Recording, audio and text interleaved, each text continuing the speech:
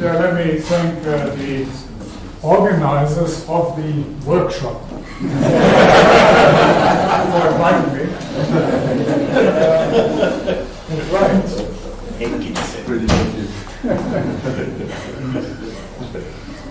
Yeah, so the talk is, in some sense, it's looking back, but it's also looking forward. And it's also, I didn't want to talk about reverse mathematics because Sam is here. Okay.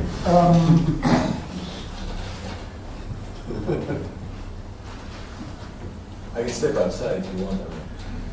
Okay, so it's the derived rules. So this is something which is very special, something very special about intuitionistic systems. Okay, so we know that HA has the numerical existence property. So that means that if HA proves an existential statement, then we can actually determine an integer n so that HA proves A of n. So if you look at PA, the classical counterpart, well, then the two theories, they coincide as long as you talk about statements, theorems not higher than pi 0, 2. But they diverge already at the level of sigma 0, 2. So here, for instance, an example. Kolmogorov complexity, so you measure the complexity of a binary string. So that's the length of the shortest input tau such that the universal Turing machine outputs sigma. And then in PA you can prove that for any integer m, you can prove that there is a word w so that the Kolmogorov complexity of that is bigger than m. You can actually move the quantifier inside, behind the turnstile. And then there's also, so Chaitin had this idea of that maybe these kind of, that you can actually cook up certain constants, so that in this case a constant C sub PA, such that if you give a binary word sigma externally, then PA cannot prove that K sigma is bigger than C sub PA. And so Chaitin argued that somehow these constants measure somehow the information content of theories. Okay, so the connection is here that, well, because of the existence property, the numerical existence property, HA cannot prove such a thing. So the statement of the theorem is not provable in HA. And a similar example that recently came up is this theorem of Woodin's that there is a Turing machine program E, which has, well, so that the Turing machine will enumerate,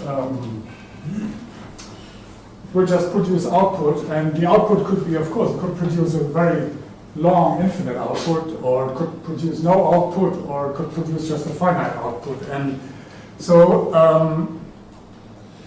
so the theorem says that that one can find a program of a Turing machine E so that PA proves that the sequence enumerated by E is finite. Yeah. But then this has very strange additional properties. And basically what happens is that in any, you can, given any finite sequence, you can basically find a model of PA, usually a non-standard model, in which this finite sequence is outputted, in which this finite sequence is produced. And okay, and so so this statement one, so this statement here cannot be proved in HA. So I just mentioned this because people have made philosophical remarks about this situation, about determinacy and free will and so on. What does it mean that we cannot prove this in constructive systems? Okay, now to something more serious. Okay, So one of the properties is the numerical existence property, and this is very, very ubiquitous. So almost all intuitionistic systems that we consider have this property. Yeah? And there are many different techniques for proving this. And so one of the techniques is realizability. Okay, so we have this usual the Kleene realizability that we have seen many times here. And so in particular, I just want to point out one thing, that these realizers, in the usual Kleene realizability, where we use programs for Turing machines as realizers, that a realizer for a universally quantified statement here interacts with the quantifier. Namely, it means that for every n, e of n, e applied to n, so one applies the program e to the input n, gives you a realizer for f of n. I will show you another realizability where this does not happen, where the realizers do not interact with the quantifiers. It's some kind of generic realizability. Okay, and so and this example where where one has an application here, e applied to n, so the Turing machine e is applied to n. This means that one has some kind of domain of computation. And this notion of realizability actually can be generalized considerably, basically to any domain over which one has some notion of computation. And so this leads to the notion of a partial combinatorial algebra. It was first identified by Schönfinkel in the 1920s. So he had this paper Über die Bausteine der mathematischen Logik, so the basic building blocks of mathematical logic. And it's basically actually these building blocks are the building blocks of human thought, basically. Something like I think it's a Kantorian synthetic a priori, what he was describing here. And so there are some basic operations which we need for science, or actually for thinking. And so he had these kind of basic functions. Identity, a constant function, a Vertauschung exchange, and then S. So I think somebody asked me about S. So why is one of the combinators called S? And I think the reason is that it's the German word Verschmelzung, so this kind of schmelzen, which means, could mean different things, but it could mean amalgamate or blend and that kind of stuff. I think that's where it comes from. So then one does not need all of these operations because C and S suffice. So this is the notion of a partial combinatorial algebra. Schönfinkel also did.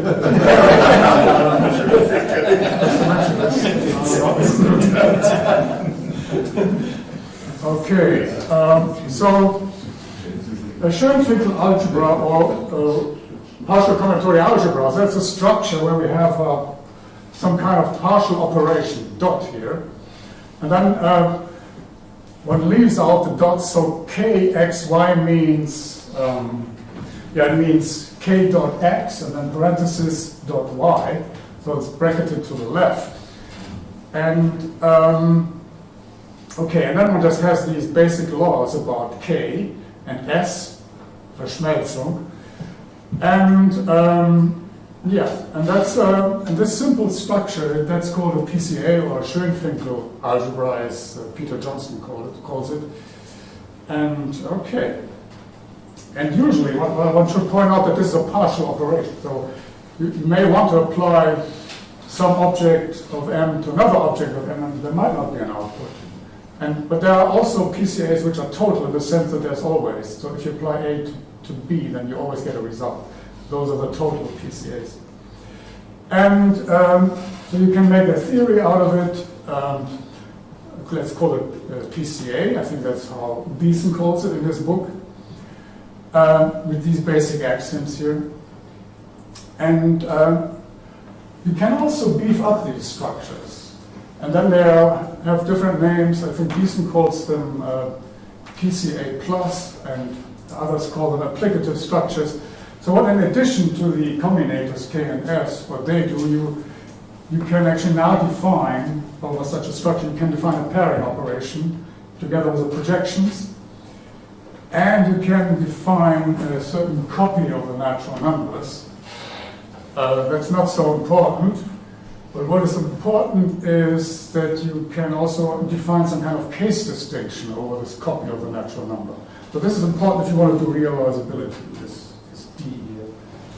So, but it turns out that it is already enough to have a PCA, because you can always beef it up to a PCA plus.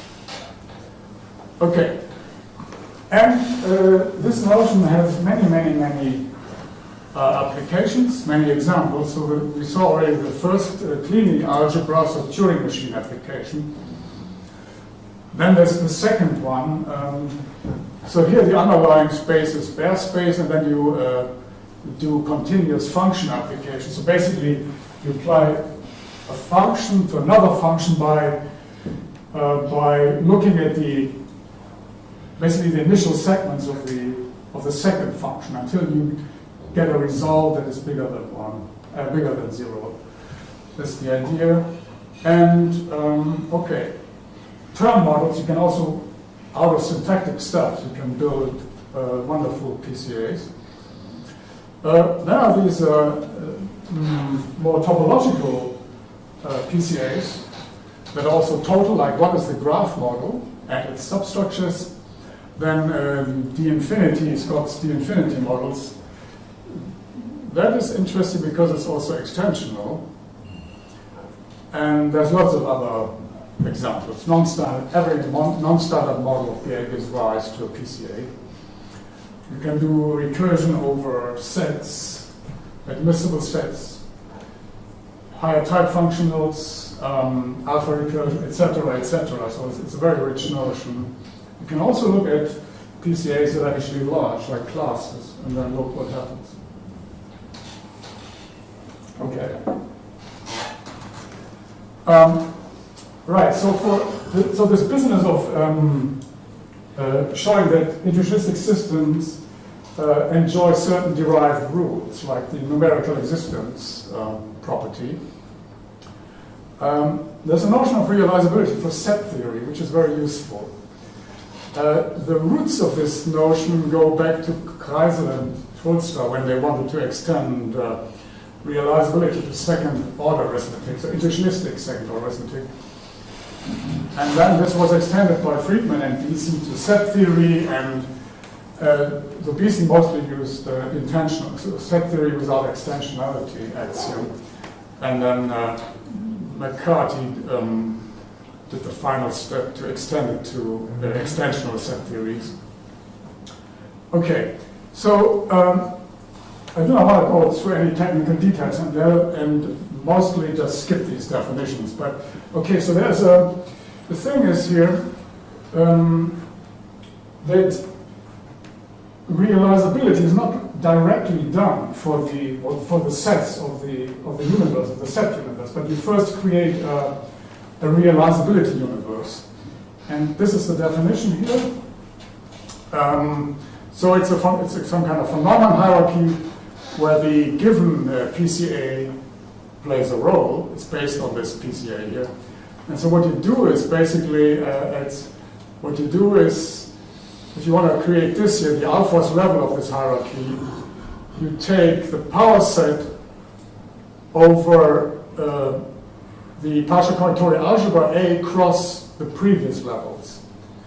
So what it means is that if you now look at an arbitrary, so if you take the union of all of these levels, that's your realizability universe.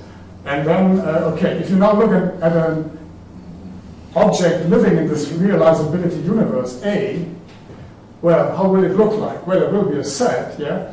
And the important thing is if it has an element, if there are elements X and A, then they look like this. They're always pairs, where the first component comes from the partial combinatorial algebra A, and the second B is again a denizen of this universe V of A. Yeah. So you see, what now can happen is that the elements of the PCAA, they can now act somehow on the first component of these elements.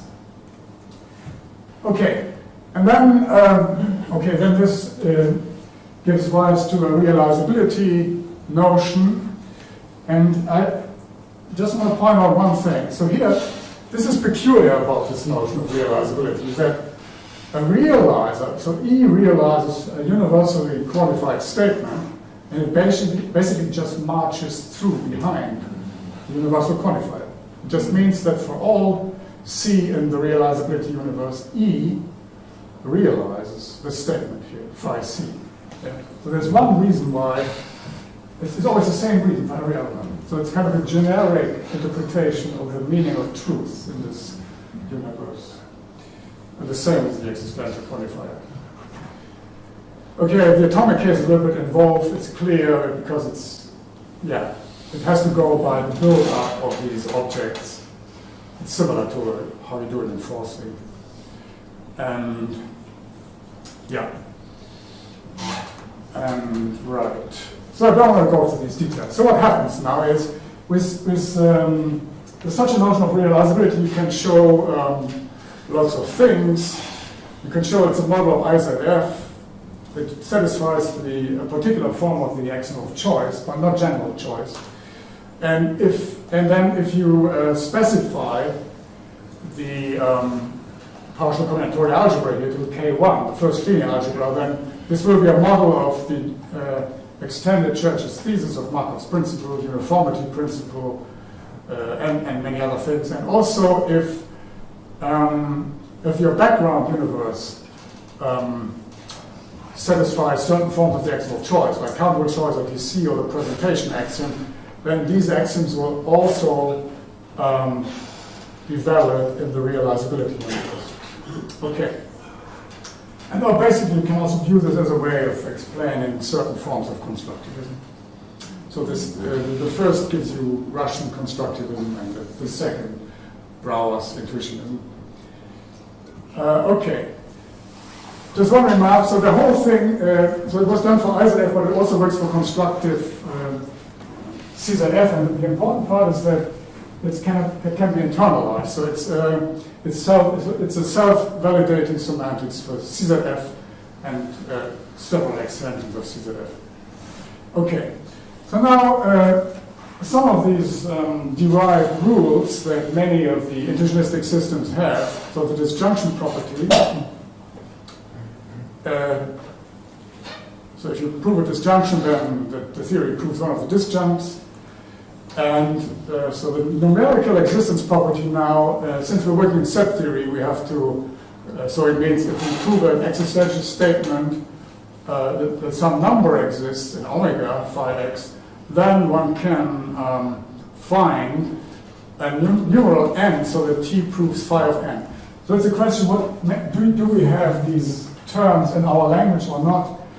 Well, it doesn't really matter very much. So either you have these terms in your set theoretic language, you just add them, or it means you have a certain description of this n here in a certain simple way. Anyway, there's also the existence property where there is no restriction as to where you find these objects. So this is an existential quantifier over the entire set theoretic universe.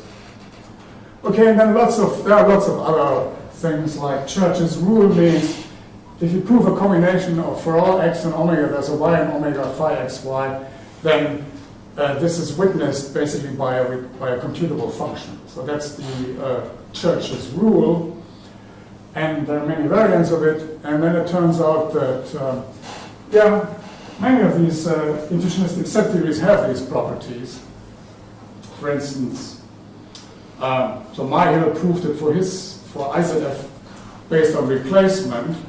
And for his CST, Beeson proved it for IZF. IZF is usually based on collection, not on replacement, and so on. And so these systems have the numerical existence property, for instance. An interesting case is that IZF does not have the existence property. And but I don't want to talk about this. So the methods that they use are different, and they usually, many of the proofs go through some kind of intentional set theory, and then have to go through and then have to say something about how intentional set theory can model extensional set theory. Okay, so I was interested, and this is looking back in a general machinery, that this would work for almost all of these set theories. And the idea is that there should be a general machinery, and the rough idea was that, okay, we have this generic realizability, but we have to combine it with truth. So it's realizability with truth. So this was in the early 2000s. But recently, this kind of topic was taken up in a PhD thesis by Iman Dihum. So she received her thesis in 2016. Okay, and so the problem is now that at the same time you have to talk about the universe and about the realizability universe at the same time. And so what we would like to have is some kind of realizability that talks about them simultaneously. And the rough idea is that this new realizability universe, which kind of combines the two, let's call it V star of A. The objects in this universe are pairs of objects, A, B. So this is X. And in a certain sense, it means that the first component, the first projection is considered to be the real part. The first component lives in V, and the second component lives in V star of A. And of course, you cannot throw together two arbitrary things. They have to interact in the right way. And that makes it a bit involved. And I do not want to go through these details. Anyway, but there's a notion of realizability with truth, and that, here are some of the clauses. So I just would like to point out where truth plays a role. If you have a statement now, a statement say phi, and these AM are objects from V star A. Yeah, and those objects are pairs, and so the first component therefore lives in V. And so if you do the following, if you take the first component, this is this operation phi with an O as a superscript. So every statement that you have about the realizability universe has a counterpart in the background universe. Yeah? And so realizability with truth, let's look at the implication case. So this is the usual realizability stuff for implication, but then you also require that the implication is true if you look at the real parts in the real universe. Okay. Anyway, so this whole thing works, and in the end, you get from this machinery, you get that all kinds of set theories, intuitionistic set theories, satisfy the numerical existence property. So, I mean, here I just mentioned CZF and CZF plus real. This is a theory where you can do inductive definitions, but one could take IZF here. One could also take IZF with large set axioms, like measurable or whatever. It would still work. It's a very general machinery. It's very robust. And also you can add choice principles that are not in contradiction with intuitionism. So the countable axiom of choice, dependent choice, and so PA here stands for the presentation axiom, not for piano rhythm. Okay, right, and so you get all these, it's very general. Okay, so I'd like to point out that that's a very general that might be useful. So, for instance,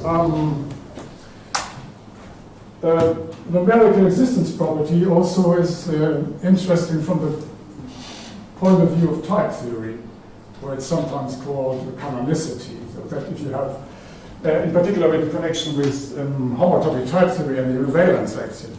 And the thing is that between type theories, intuitionistic type theories and intuitionistic set theories, although very often it's claimed that set theory is totally different from type theory, but there are connections. You can interpret back and forth between the two here. Yeah. So there's the interpretation that Axel gave, but there are also interpretations now that are somewhat informed by by homotopy type theory, by the age levels. So, for instance, just to mention this, Cesare Galozzi at Leeds, he's doing a PhD on different interpretations.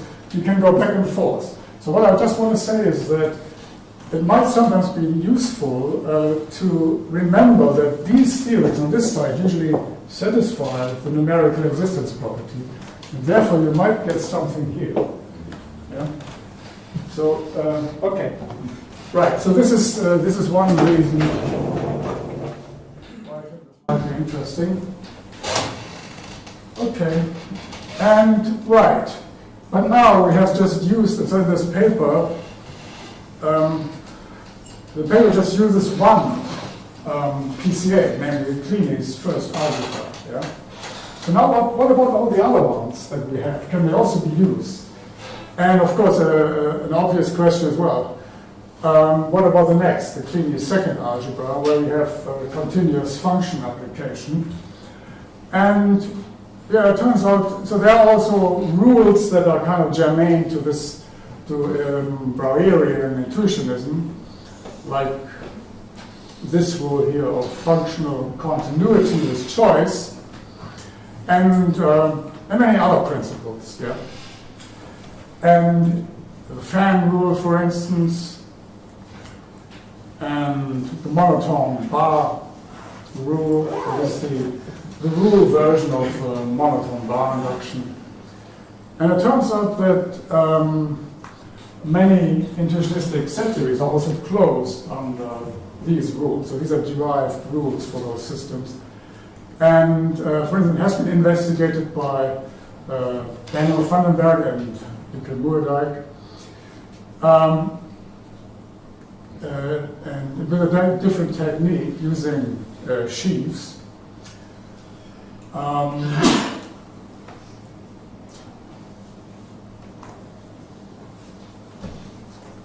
For instance, they showed that this theory here, CZF, with some additional stuff, is closed under the monotone bar rule. Yeah.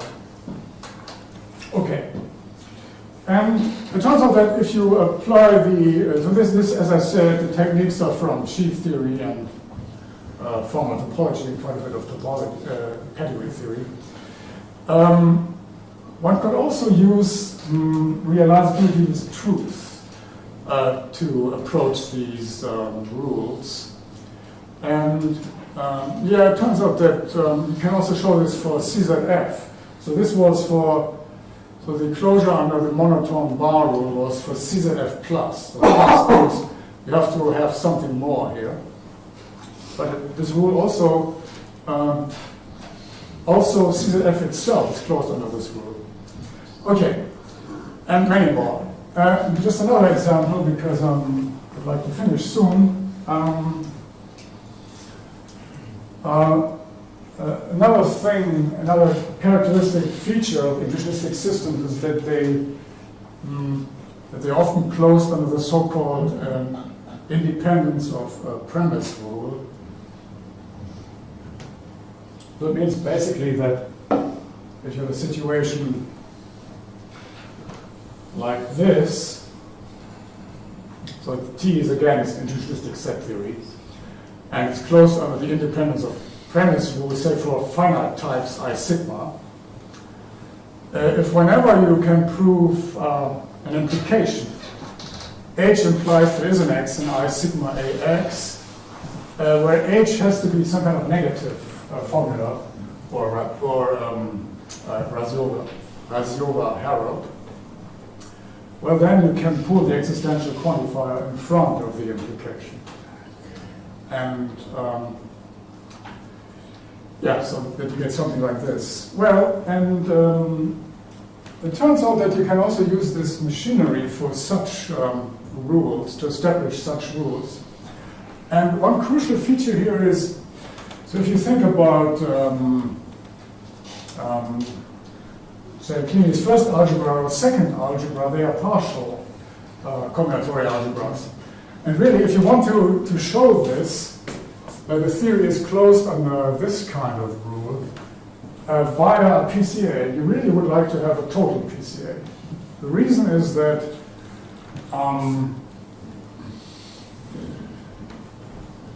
if you have a realizer for a statement like this, the H implies that, right? So the realizer would have to act on a realizer for H, where H is negative, so you know if there is a realizer, then 0 itself is a realizer.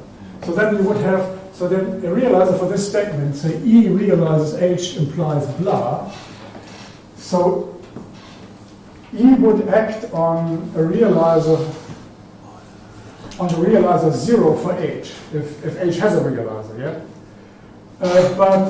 But what would you like to do is you would like to apply E anyway to 0. That you can only do if you know it's total, yeah? So that's why the totality comes in here, and then basically this can be done. Okay, and so you can use, for instance, the graph model. This is a total PCA. You only need a subgraph model of low complexity. And anyway, so this can be done, and yeah, there's some work with Kako going on. And I think I'm done. Yeah. And so if you have seen some of these football games, when the players are interviewed, very often what happens, close to the mic, there are certain bottles, like with Coca-Cola or with, I think in Germany was some beer. Yeah. Does anybody remember which beer it was? It's not so long. Was it Bitburger or something? Yeah, okay, anyway. I also like to thank my sponsor. It's the Templeton Foundation. And so that's the end of it. I have forgotten something. Right.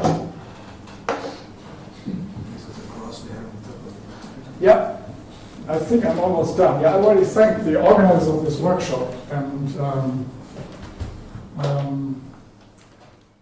I think my impression was actually that this kind of format of just 30-minute talks was quite nice. It was kind of refreshing and lively, and I think it worked well. So let's thank the organizers of the workshop.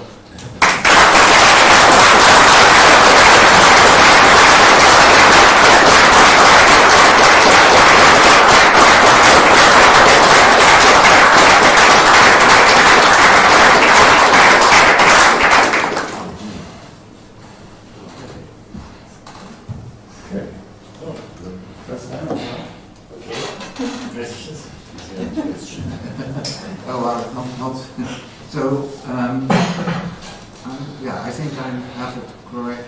But whenever a theory interprets the intuitionistic version of Buss's theory T12, then for that interpretation it has the numerical existence. So if the theory has a disjunctive property, then it has a numerical existence property. So in all your examples, the numerical existence property follows, in fact, from the disjunction property. Yeah, that's right. Interestingly enough, there's a paper by Andrew Swan and myself where we look at other theories, and in those theories you do not have this equivalence. So sometimes you can have the existence, the disjunction property, but not the existence property. But these theories are not recursively exometons. Yeah, exactly. Yes. Something strange needs to I be. just want to say that you can have one without the other. Yeah, but then It's for class theory and numerical series. Yes.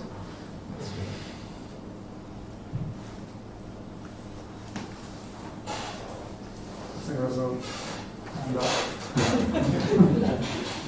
Yeah, about this theorem, finite types includes n itself, Finite types.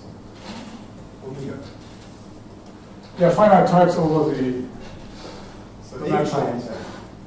Sorry? It has there is a premise for any finite type. Over n. Yeah, you basically look at so I think there's no hope to doing this for an arbitrary set, right? So that you okay, let's go back to the scenario. So if you have proved H implies there is an X, and then you might think maybe we can put here some arbitrary set, maybe with a description, but then it usually wouldn't work. So it definitely works if you have the usual case is that you look at the natural numbers here, right? So there's an X and omega, and then you want to pull the existential quantifier to the front. But then you can also do it if you, let's say, look at the finite types externally built over omega, yeah? So you can have bare space here, and then higher bare spaces, and so on. Yeah. Everything is kind of. You use graph model. Omega is somehow interpreted as single. Well, the graph model is only used for the when one builds the realizability model. So we stick in the graph model here. Yeah. Nothing to do with the uniqueness.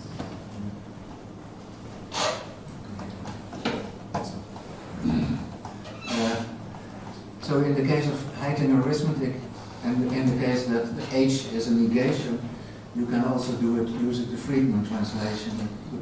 Could that way be lifted to the richer series? You mean this approach would work there? Yeah. Well, I don't know whether I could do it for the Harrod formulas in general, but if it's a negation, then the Friedman translation would do the trick. Yeah, it could be. Yeah. I mean, Yeah. there are. I guess I said there's somewhere in the middle that there are lots of methods for different methods for showing, for instance, the numerical existence property of systems. And yeah, there might be another way to do it. I think the idea is mainly that if you have a general framework, yeah, you have the framework already at hand, and then if you have a problem showing you want to establish some kind of derived rules, then you have to choose the appropriate PCA. So it's nice to have a general machinery that where you only need to specify this property.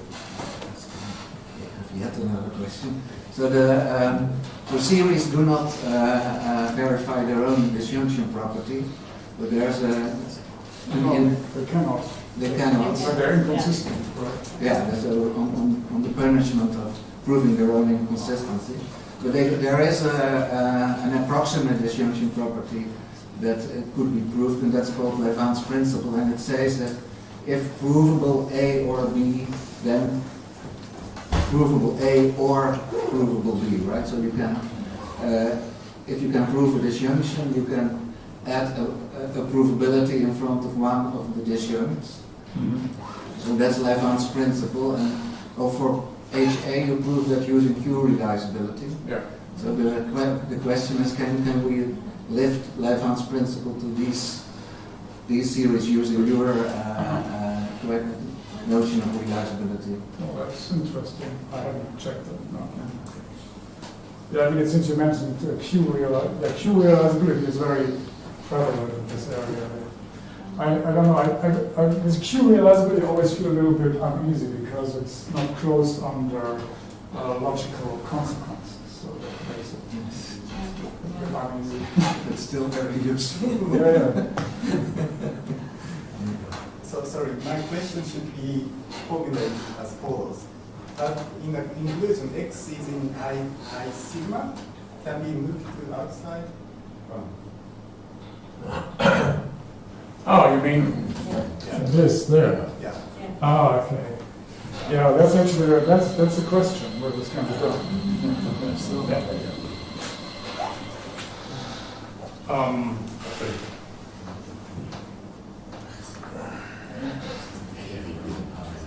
Yeah, that's an additional question I cannot answer. You had a slide connecting the universe of K1 with Russian constructivism and K2 with intuitionistic. Yeah. Do you know of an algebra that would, the V of this algebra would be only the bishop style mathematics? Oh. I don't know where to put it. There's someone. Yeah. Oh, yeah. Yeah, you mean, oh yeah. They call it B. K0. Yeah, K0. Yeah.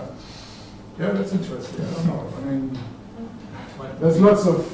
By the way, I think this area is as far as the possibility of sticking in lots of different PCAs here. It's rather unexplored.